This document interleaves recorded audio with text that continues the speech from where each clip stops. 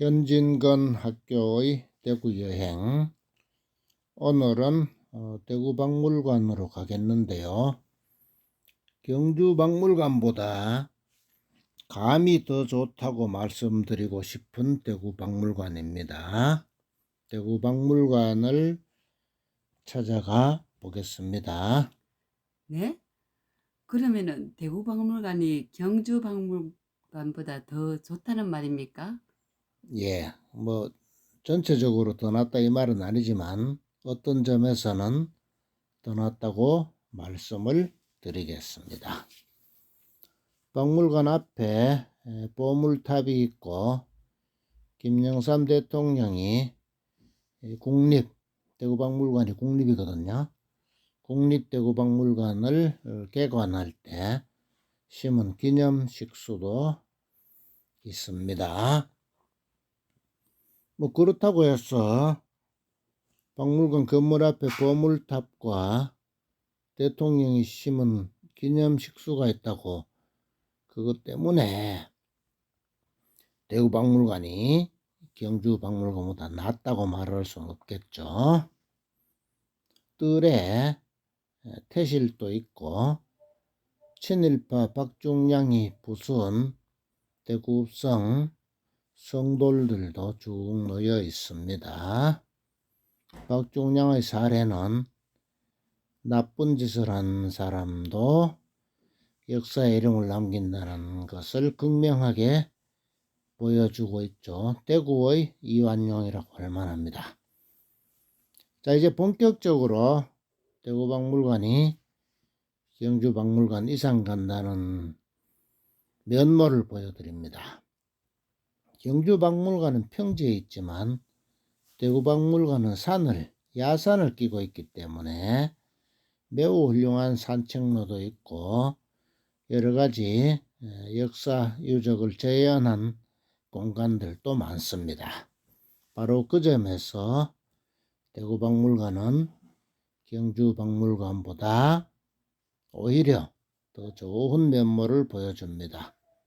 12공원도 있습니다. 12공원 중에 첫 번째 시는 김윤식 선생의 시인데요. 김윤식 선생은 1960년 2.28 민주운동이 전국적으로 확산되는데 크게 기여한 분이죠. 아직은 체념할 수 없는 까닭이라는 시를 전국에 확산시켜 모든 국민들이 2.28을 알게 되고 그로 말미암아 4.19가 불꽃처럼 일어나게 됩니다. 12 왼쪽으로 토기가마 굴이 재현되어 있습니다. 본래 경산시 옥산에 있던 것인데 토기를 이렇게 구웠다는 것을 한눈에 볼 수 있도록 생생하게 그 내부가 공개되어 있습니다. 사방으로 이 토기에서 구운 유물들의 그림이 붙어져 있어서 더욱 실감나게 가마를 볼 수 있는데요. 이 지하로 뻥 뚫린 이 토기 가마 속에서 그릇들이 그 뜨거운 온도를 견뎌내고 드디어 그릇이 되었다는 걸 생각하면 어쩌면 사람의 인생을 말해주는 것 같기도 하고 해서 감회가 새롭습니다. 가마를 나와서 왼쪽으로 접어들면 또 경주박물관에서 볼 수 없는 것을 보게 되는데요. 산책로니까 사람들이 산책을 하고 있습니다. 왼쪽으로 나무 사이에 고분이 보입니다.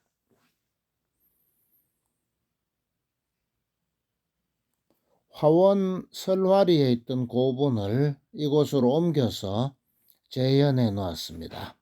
고분 안을 들여다볼 수 있도록 유리문을 달아 놓아서 아주 색다른 체험을 할 수 있습니다. 지금 유리에 비춰서 잘 안 보이는데 실제로는 무덤 안이 잘 보입니다. 지금 일부 보이죠. 이 무덤은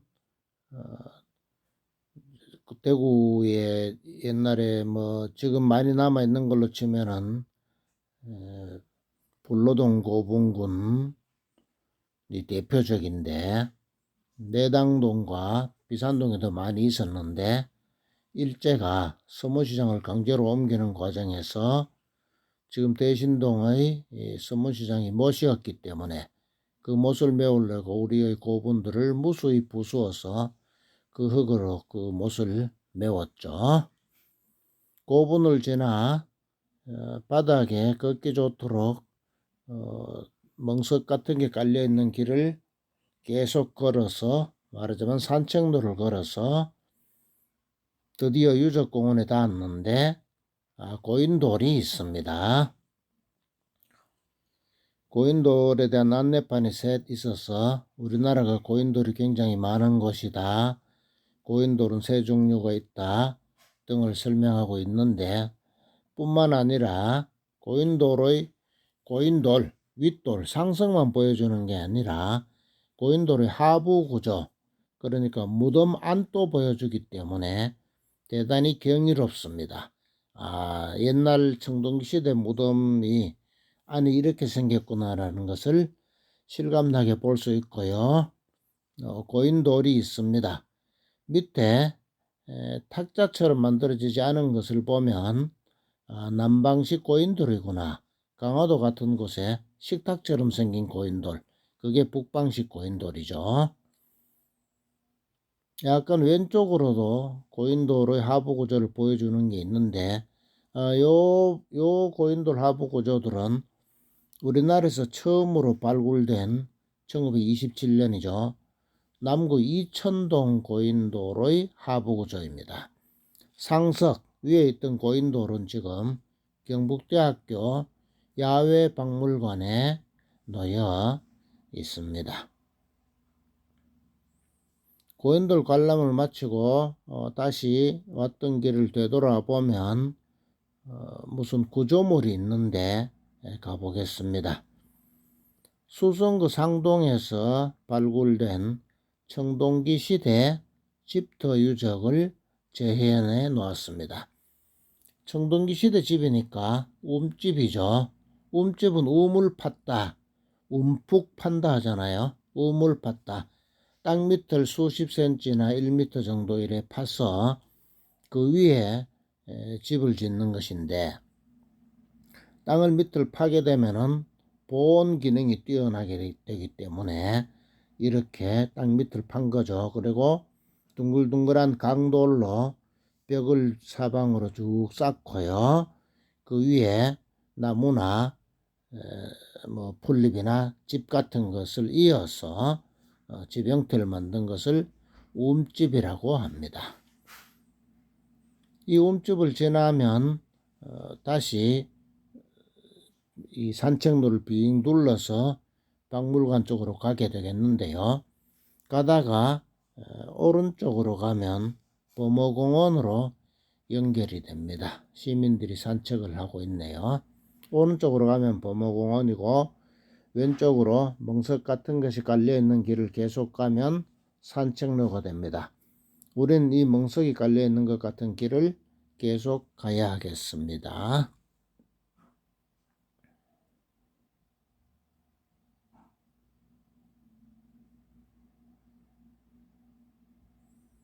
범어공원 입구가 오른쪽에 보이죠. 돌아온 길을 되돌아보고 또 왼쪽으로 계단도 있지만 이 길을 가지 않고 계속 멍석 같은 것이 깔려있는 길을 걷고 또 걷습니다. 아주 평화롭고 비교적 평탄한 길이기 때문에 남녀노소 누구나 가벼운 마음으로 걸을 수 있습니다. 경주박물관에는 이런 길이 없죠. 평지이기 때문에. 대구박물관은 이처럼 멋진 산책로가 있고 토기 가마도 있고 고인돌도 있고 움집 유적도 있고요. 이 야외에 관한 대구박물관이 경주박물관보다 한 수 위라는 사실을 소개해 드립니다.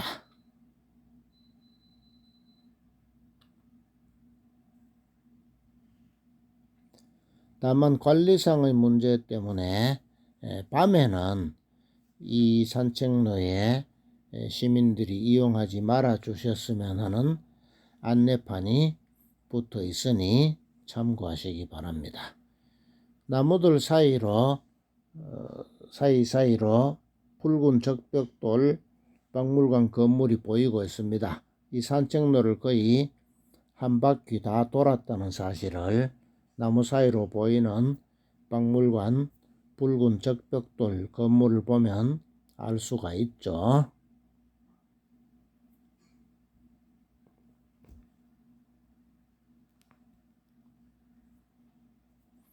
오른쪽으로 천천히 걸어서 내려갑니다.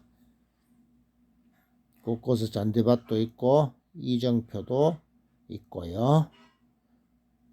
나무들 사이사이에는 의자들이 놓여 있어서 시민들이 중간에 얼마든지 쉴 수도 있습니다.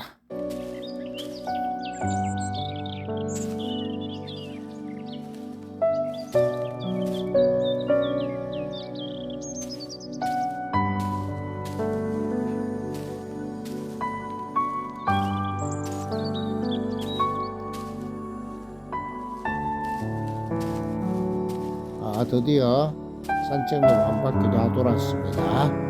경주박물관 보다 더 나은 대구박물관.